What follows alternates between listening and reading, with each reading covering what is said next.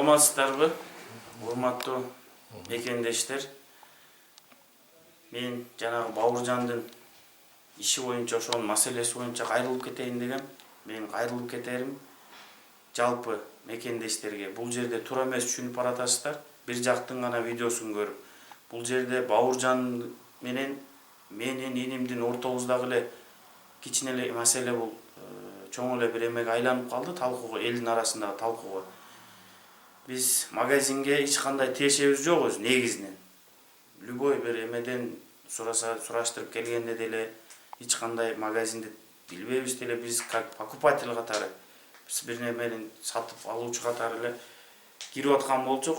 Кирип ал жерде кичине бир өз ара ошо 3 адамдын ортосунда эле сөгүшүп кеткен маселе, кичинекей эле маселе бир чоң эле бир көйгөйгө айланып калды деп ойлойм азыркы учурда. Бирок анткени биз бир нерсени айта кетейин сиздерге. Бауыржан менен эч кандай бир улутчулук маселесин башкасын көтөрөбүз деген ойдо башка да бир келип өзүбүзчө бир буга мындай өзүбүздүн элдин арасында жөнөкөй тил менен айтканда сайылып башка кылган жерибиз жок. Кирип кетип атып эле кокусунан илешип калганбыз да ал жерге. Охранниктер менен жанагы кароолчусу ошо күзөтчүсү менен сүйлөшүп аткан сөздү сен кимге сүйлөп атасың бери келгин деп сөгүп башка кылып. Бирок Бауыржан өзүнүн сөккөн жерлерин эме кылып койсо болмок. Өзүнүкүн деле коюп кичине бир реалдуу түрдө болмок, ошондо элдин арасында деле эл деле туура эмес түшүнбөй тууру жакка кабыл алат деле деп ойлойм. Бауыржан бирок өзү сүйлөгөн учурда өчүрүп коюп эме кылды. Улутчулук маселелерин көтөрүп, роудун коридорунда турганыбызда деле эч сотрудниктер ичкери кирген учурда сен Кыргызстанда жашап атканыңа сүйүнгүн деген сөздөрү болгон. Бирок бул жерде аны каралап кетиш эмес максат. Биз каралап кетиш болгондо үстүнөн биз деле арыз жазып коймокпуз. Бирок арызданган деле эмеспиз. Лично мен өзүм укам бул жерде мынакей элдин алдында деле бул нерсеге эч кандай эмебиз жок. Бауыржандын үстүнөн жазып койгон башка кылган жерибиз. Ошого мен айтып кетерим, силер туура эмес түшүнүп калыптырсыңар. Мекендештер, мен силерден Бауыржандан эмес, туура эмес ойлоп калбаңыздар. Бауыржандан кечирим сурап биз күнөөлүү да деген ойлор болбосун. Жалпы элди ошо улутчулук маселесин көтөрүп атат деген элдин арасында болуп аткан сөздөр үчүн мен кечирим сурайм. Мыйзамды сыйлаган жаран катары айтып коем. Мен деле ошол Кыргызстандын жаранымын. Бауыржан менен тең укуктуумун. Мен де бөлөм деген бир кошуна болуп эле жашайбыз биз. Assalamu alaikum mekendештер.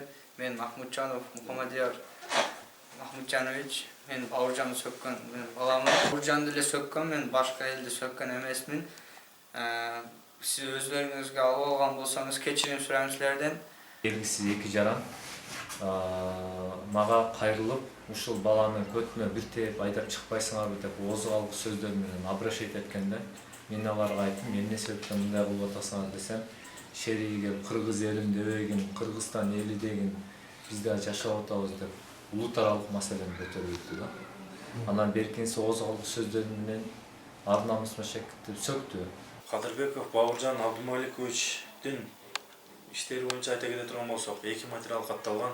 Биринчиси 03-04 Бауыржан тараптан арыз түшүп атабы? Бауыржан тараптан арыз түшкөн. Биринчиси тууралуу айта кетсем, 03-04-2019-602 сандуу иши боюнча Өзгөн шаарынын Манас көчөсүндө жайгашкан Турсунбай ата магазининин алдында эки өзүнө бейтааныш болгон азиат улутундагы балдар зомбулук көрсөтүп, акарат кылып сөккөндүгү тууралуу арыз менен кайрылган. Жогорудагы арыз боюнча бейтааныш болуп өтүп жаткан атуулардын бүгүнкү күндө өздүктөрү такталып, алар Өзгөн шаарынын тургундары Махмутжанов Мухаммадияр Махмутжанович жана экинчиси Абакжанов Султанбек Махаммад Расулович дегендер бүгүнкү күндө өтүп жатат, тергөөдө текшерүү иштери жүрүп жатат.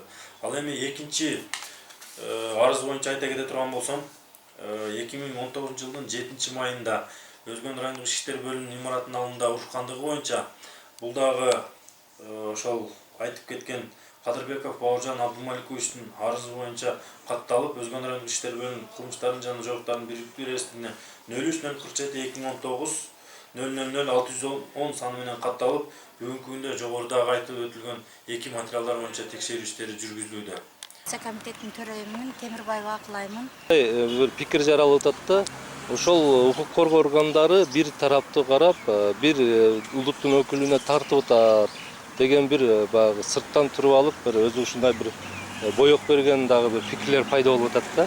Анан сиз ушул жердин бир жагы революционер активист катары, өзгөнүн жашоочусу катары ушул нерсеге кандай каралып атат ушу иштери?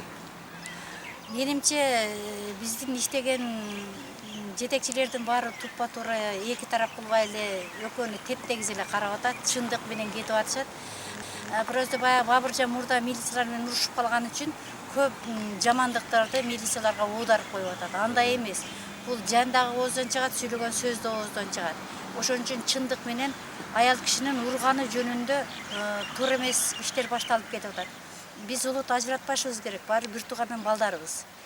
Мен Мырзака айылында өкмөтүнүн обком айылынын айыл башчысы болом. Мына ошо акыркы 2 күндө ошол Бабыржандын окуясы боюнча бир башкача боек кылып интернетте бир улуттук маселеге айландырып, анан ошо бир тараптуу карап атат деген бир пикирлер жаралып атат. Эми сиз ушул өзгөн районунун жашаачысы катары, ошол Бабыржанды билген аксакал катары мындай эмне дейт элеңиз чынында? Мисалы башка Россия, башка биздин мекендештерибиз бир башкача кабыл алып атышат да. Бул нерсени башкача кабыл албаш керек. Себеби биздин айыл өкмөттө элдерибиз жакшынакай эле турмушта жашап атышат. Анан бул өзгөндө болгон окуя бир-эки баланын ортосунда эле болгон нерсе, муну көп эле развод этип арга жака жайылтыштын эч кандай кажети жок, кереги да жок мындай нерсенин. Биз тынч жашап атабызбы? Азыр ушул убакта жакшынакай жашоодо жашап атышат элдер, эч кандай арыздашуулар башкаларга биз жол бербейбиз.